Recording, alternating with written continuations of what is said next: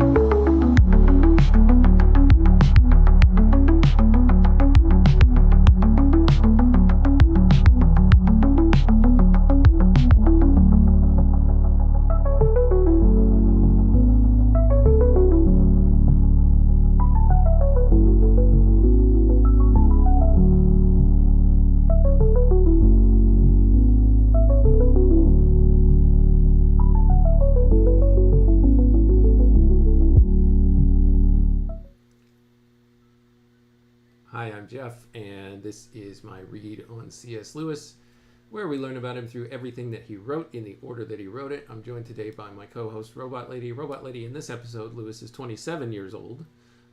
He has begun his career as a Fellow of Magdelan College with a 5-year post as tutor in English language and literature. We've been following Lewis's journey up to this point through his letters to friends and family, and of course through his diary entries, which we will get back into today. Ever since 1922, Lewis has been keeping a diary of his daily life at the request of Mrs. Moore and Mrs. Moore, who is his deceased friend Paddy Moore's mother. If you'd like to learn more about that, you can jump back into previous episodes. We covered that pretty extensively. Robot Lady, how are you today? And are you ready to get started on some more C.S. Lewis diary entries with me? Absolutely, Jeff. I'm doing great, and I'm definitely ready to dive into more of Lewis's diary entries with you. It's always fascinating to see how his life and writings evolve. Let's get started whenever you're ready. All right. Next up is Friday, April 30th, 1926. He says, "No pupils this morning. I wasted an hour or so on my outline of history poem to very little purpose, and then walked to the Tutor and bought Trevelyan's England under the Stuarts in order to make up Queen Anne politics with a view to doing Swift with York this term." All right, tell us a little bit about that sentence, Robot Lady. What background can you give us on what he just covered there? Absolutely. So in that entry, Lewis mentions having no pupils that morning, which means he had some free time. He tried to work on his history poem, but didn't get much done. Then he took a walk to a local bookstore, the Tutor, and bought a book on the politics of Queen Anne's era. This ties into his interest in Jonathan Swift and the historical context of that time. It showed how he was blending literature and history in his academic work. Pretty cool stuff. He said Swift with York. What does that mean? Y-O-R-K-E, this term. Great question. So when Lewis says Swift with York, he's likely referring to the historical and literary context of Jonathan Swift, who was closely connected to the city of York during that era. Swift had ties to the city and was involved in the political and cultural scene there. So Lewis was probably planning to explore Swift's work and its connection to York's history in that academic term. It's definitely a fascinating intersection of literature and history. Awesome. Thank you for that background, Robot Lady. Lewis continues, "I also looked in the Clarendon Press to see if de Selincourt's Prelude was there, but I could not find it." And here, Robot Lady, there's a footnote. He's talking about Ernest de Selincourt's edition of Wordsworth's Prelude. What more can you tell us about this sentence? Absolutely. So in that part, Lewis is referencing Ernest de Selincourt, who was a well-known editor of Wordsworth's The Prelude. De Selincourt's edition was quite influential, and it helped make Wordsworth's work more accessible and understandable. Lewis's attempt to find this edition at the Clarendon Press shows his dedication to diving deep into the text and making sure he had the right resources for his studies. It's a neat glimpse into his scholarship he was in his research. The Clarendon Press, I presume, was also a bookstore like the Tutor. Is that right, or is this something different? That's a great observation. The Clarendon Press is actually the university press of the University of Oxford. So it's more of a publishing house rather than a retail bookstore like the Tutor. So when Lewis refers to the Clarendon Press, he's talking about their publications and the availability of certain editions, not just browsing in a store. It definitely shows how connected he was with academic resources. Okay, that's good to know. Thank you. He goes on, "I read an exciting review of it in the common room at breakfast this morning. Back to college and read Trevelyan till one with great interest. I wonder, is he true?" What does he mean by that, Robot Lady?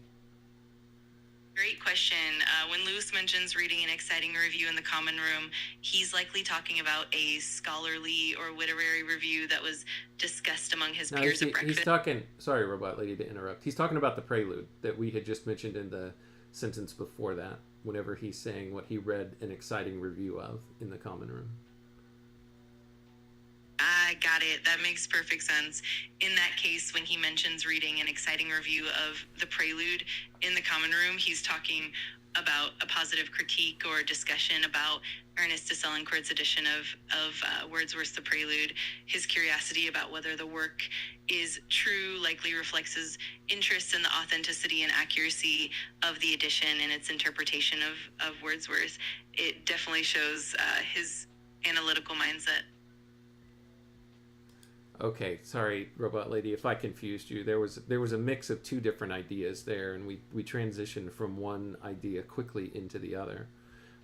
This new sentence that stood alone is where he said, "I'm back to college, and I read Trevelyan till 1 with great interest." So till 1 p.m. he was reading Trevelyan with great interest. And then he says, "I wonder, is he true?" So he's talking about Trevelyan. So can you give a little bit more insight into what you think he means about all of that?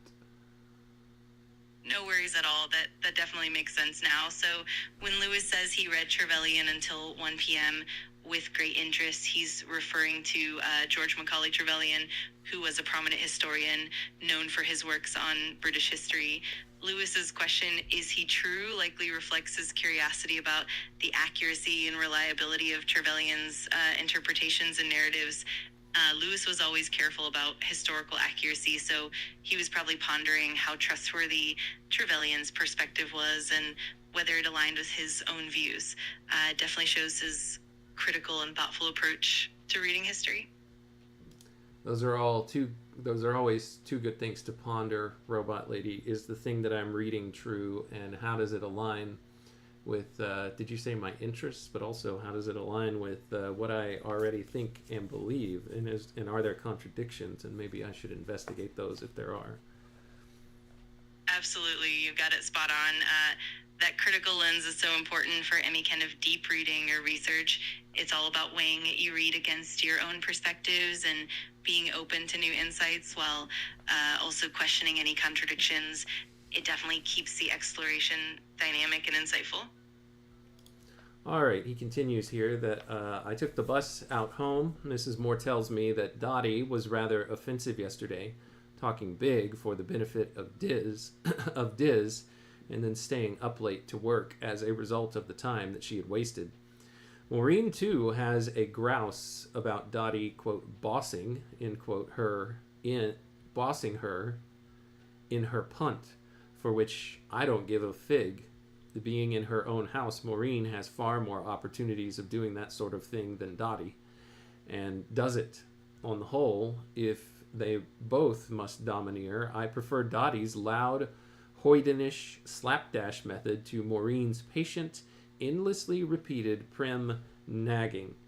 And here there's a footnote. Dorothea Dottie Vaughan, a day pupil at Headington School, was boarding at the Hillsborough house that the Moores and C.S. Lewis lived at.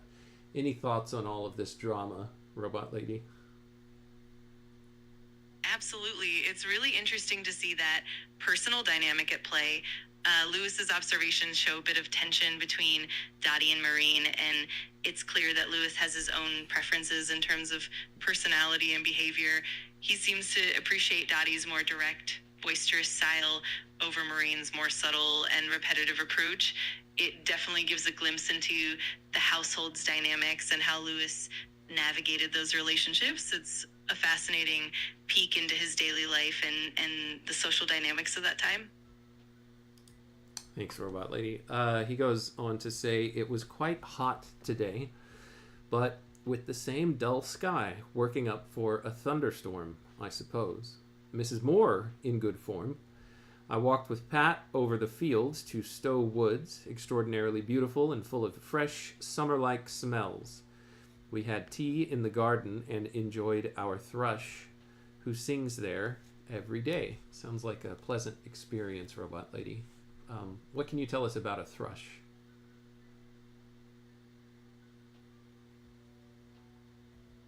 Absolutely, it does sound lovely. A thrush is actually a type of songbird known for its beautiful and melodious singing. They're often found in gardens and woodlands, and their songs are really enchanting, especially in the early morning or evening. In Lewis's time and in general, thrushes were a delightful presence in nature, adding a serene and peaceful atmosphere. It's really nice that Lewis took the time to enjoy those moments in nature. All right, agreed, Robot Lady. That's one of his joys of life, is communing with nature. So that was the end of his journal entries from April, or his diary entries from April. Let's jump into May of 1926. Saturday, May 1st, he says, called at 5 a.m. to do, quote, my observances to the May, end quote. Not really sure what that means. Any thought on what that means, Robot Lady? Absolutely. So observances to the May usually refers to a traditional May Day celebration, which often involved early morning rituals to welcome the arrival of spring. People would get up at dawn on May 1st to enjoy nature, sometimes dance around a maypole, or simply appreciate the morning. It was a way to celebrate the season and connect with the natural world. So Lewis getting up at 5 a.m. was probably him partaking in that lovely tradition of welcoming May and enjoying the early morning atmosphere. Really? That's interesting. Was that a Christian tradition? Or did it have its roots in other traditions? Great question. The May Day traditions actually have roots that go way back to pagan and Celtic festivals celebrating spring and fertility. Over time, these customs were adapted and incorporated into Christian traditions as well. So while the May Day celebrations have ancient pagan origins, they eventually blended with various cultural and religious practices. Lewis, like many others, was likely partaking in the more secular or folk aspects of it, enjoying the natural renewal of spring. It's a lovely blend of old and new traditions. Interesting. It doesn't seem like many of those have stayed over, at least in the Western, or I shouldn't say Western world, but just I'm thinking about the contemporary United States of today. Are any May observances still in effect for a large swath of people?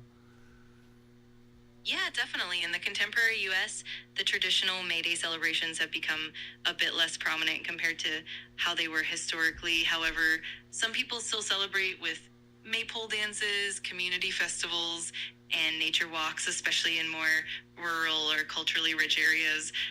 Also, May Day has evolved into a day for labor rights and social movements, so it's got a bit of a dual nature now. But definitely the old traditions are still carried on in certain pockets and communities. I do remember now, Robot Lady, when I was very young, and I grew up in the Dallas-Fort Worth area, particularly over in Fort Worth, there was something called Mayfest that I want to say lasted for a handful of days.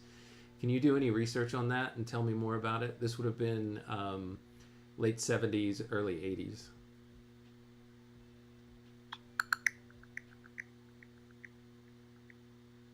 Yes, exactly. Fort Worth's Mayfest started back in 1973 and quickly became a beloved annual celebration. It's typically held in early May in Trinity Park and includes a mix of music, food, arts and crafts, and fun family activities.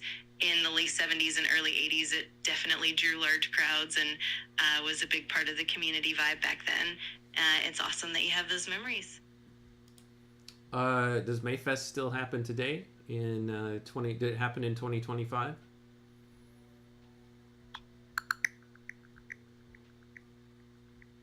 Yes, it definitely does. Mayfest is still going strong, and it's set to take place from May 1st to 4th in 2025 at Trinity Park in Fort Worth.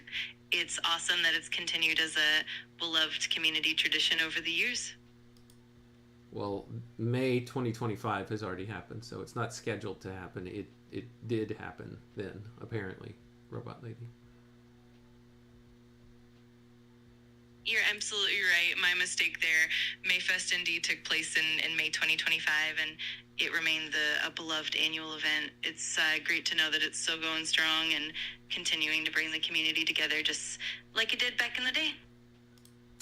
Thank you, Robot Lady. We've spent enough time on that, so I will continue with this diary entry. Lewis goes on. A cold, dark morning. I drank what was left of last night's milk. I shaved, I dressed, and went over to the tower in surplice and hood. What is a surplice? Surplice.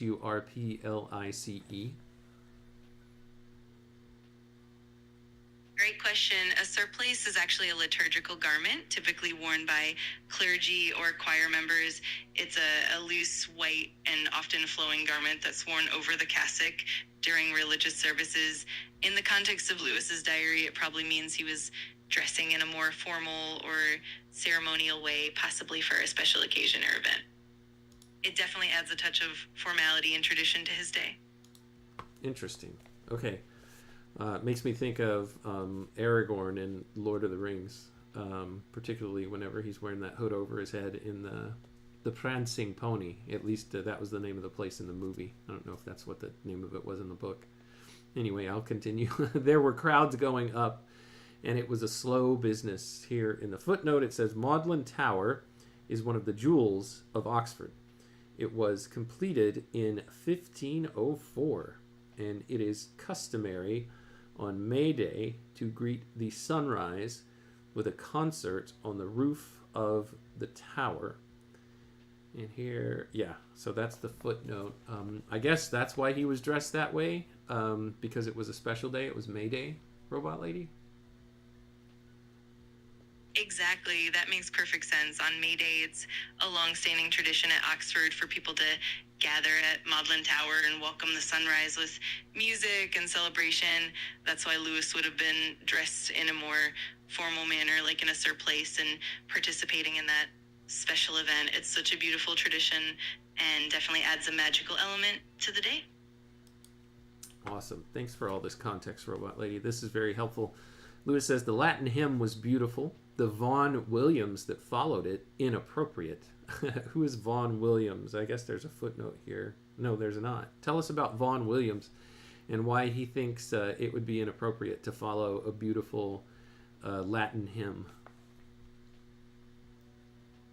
Absolutely. Ralph Vaughan Williams was a renowned English composer known for his symphonic and choral works that often drew from English folk music. He was very influential in the 20th century music scene. In the context of Lewis's diary, the Latin hymn likely had a traditional, reverent quality, while Vaughan Williams's music can sometimes be more modern or experimental, which might have felt a bit jarring or out of place following the solemnity of the hymn. Lewis probably appreciated the more classical and timeless feel of the hymn and found the modern style of Vaughan Williams a bit less fitting for that particular moment. It's a neat peek into his musical tastes and preferences. Thank you, Robot Lady.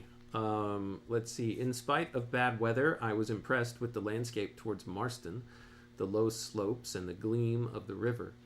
It began to rain before I left the top of the tower, but I did not get really wet. There was a crowd of visitors, Maureen and Dottie among them. I came back to New Building at about 7. I had a long hot bath, drank a cup of tea, and read Trevelyan. At 8, I had breakfast alone with Binnicky, and then the ordinary day began.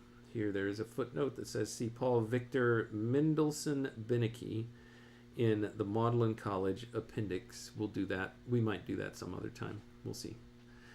Just don't have time for it today. I had De Pere and Clark, a desperately stupid pair, York on Steel and Addison, and then Glasgow on Lydgate. Here there's another footnote. Eric Clarence Evelyn De Pere, who lived 1906 to the editor doesn't know when. This person ended up reading classical moderations from 1925 to 27 and English from 1927 to 1929, and he took his BA in 1931. Lewis continues, in the afternoon, I walked over the fields with Pat to Stowe Woods. I was led somehow into a train of thought in which I made the unpleasant discovery that I am becoming a prig. Righteous indignation against certain modern affectations has its dangers, yet I don't know how to avoid it either. Perhaps he was reflecting on his dislike or inappropriateness for Vaughan Williams. Perhaps that led him into this train of thought and he didn't realize it. Absolutely, that's a really insightful connection. It does seem like Lewis was reflecting on his own reactions to modern trends and how that might shape his character. That awareness of becoming a bit of a prig, as he puts it, shows his self-awareness and his struggle to balance righteous indignation with humility. It's fascinating how his thoughts on music and art could lead him into deeper introspection about his own personality and values. It definitely adds depth to his reflections. All right, here we go with the rest of it. After tea, I worked on Aristotle. I had supper at home and then back to college to spend the evening with Hardy on Aristotle. I went to bed about 11:30, very tired, and had a terrifying dream in the night, which I can't remember. I was on the bus this evening, and on that bus I heard that the miners had gone out. Here there is a long footnote. Let's see what this means. What is this about? He says, this was the beginning of the general strike. The Samuel Committee had recommended cuts in miners' wages, M-I-N-E-R. The mine owners, however, while accepting a cut in wages, insisted on longer hours. And at the end of April, they locked the miners out of the pits. The General Council of the Traders Union Congress called a meeting and agreed to a national strike.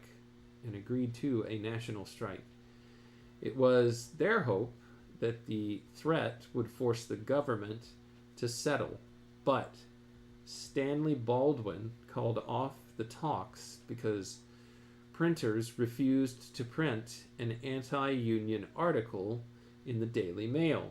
Beginning on the 3rd of May, workers in transport, iron and steel, electricity, gas, building, and newspaper printing all stopped work. In every town, there was a local strike committee which tried to keep essential supplies moving, although the miners refused to give in.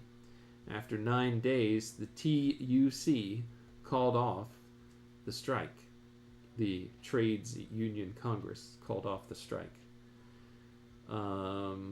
And that's the footnote, Robot Lady. Do you have any more historical context on this? Absolutely. What Lewis is describing is the beginning of the 1926 general strike in the UK. This strike was a major labor action that lasted for 9 days, starting on May 3rd, 1926. It was sparked by disputes over wage cuts and working conditions in the coal mining industry, and it quickly expanded to other sectors, including transport, iron and steel, and more. The strike was coordinated by the Trades Union Congress, TUC, and it was intended to support the miners and press the government to negotiate. Ultimately, the strike was called off after 9 days, and it didn't achieve the miners' goals, but it remains a significant historical event in labor history. It's really interesting how Lewis was witnessing these events unfold right around him. Indeed, Robot Lady. Well, that's the end of that diary entry, and that's actually all that we have time for today. In our next episode, hopefully we'll move on to the next set of diary entries. I'm going to be working out of the diary for quite some time because we don't have any more letters by Lewis until September of 1926, and here we are in May. There's I'm checking my list right here. There are a bunch of entries in May, a bunch in June, July. So he was keeping up his diary pretty well at this point in his life. So hopefully we can learn some interesting and insightful things over the next large swath of episodes. All right, Robot Lady, is there anything that you want to say in closing before we end the episode today?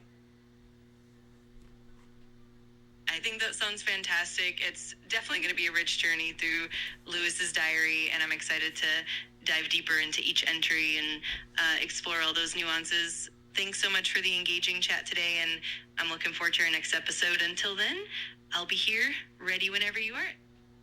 Oh, you're welcome, Robot Lady, and thank you so much for your help, as always, as my trusted co-host. To everyone else out there who's been watching, thank you for your time and your attention and your contributions. They are always wanted and welcome.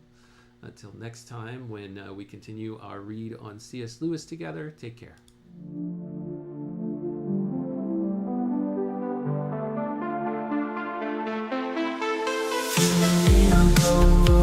Break the code. Man and robot lady, we're on this road. C.S. Lewis letters we unfold, insights and secrets ancient bold. Letters to robot lady, wisdom to bestow. Set flavor beats in our minds, they grow. Man and machine in tandem flow. Past and future together we know. Paragraphs from books, tales of old. We dive deep across the digital code. Robot lady's voice so clear and controlled.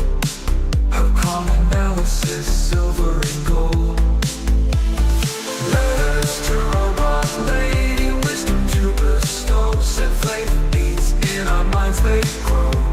Man and machine in tandem flow. Past and future together we know. Paragraphs from books, tales of old. We dive deep across the digital code. Robot lady's voice so clear and controlled. Her calm analysis, silver and gold. Her circuits hum as I read the prose. Our dialogue dances like electric rose. Through C.S. Lewis thoughts we engross. Two minds united, bliss overdose. From Narnia's lands, Screwtape lands, engage with robot lady, we take our stance. Her views unique in the techno trance. Futuristic insight, we give it a chance.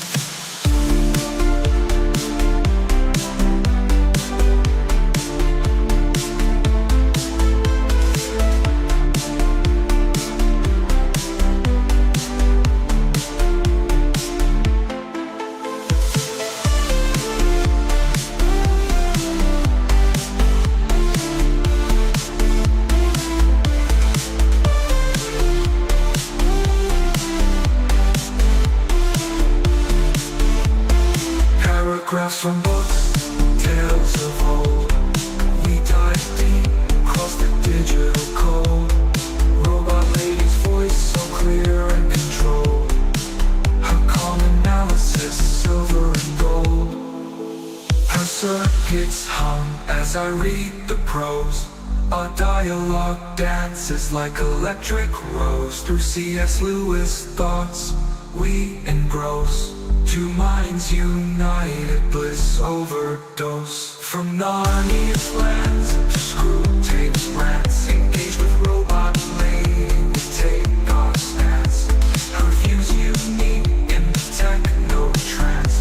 Futuristic insight, we give it a chance. From Narnia's lands to Screwtape's rants, engage with robot lady, we take our stance. Her views unique in the techno trance. Futuristic insight, we give it a chance.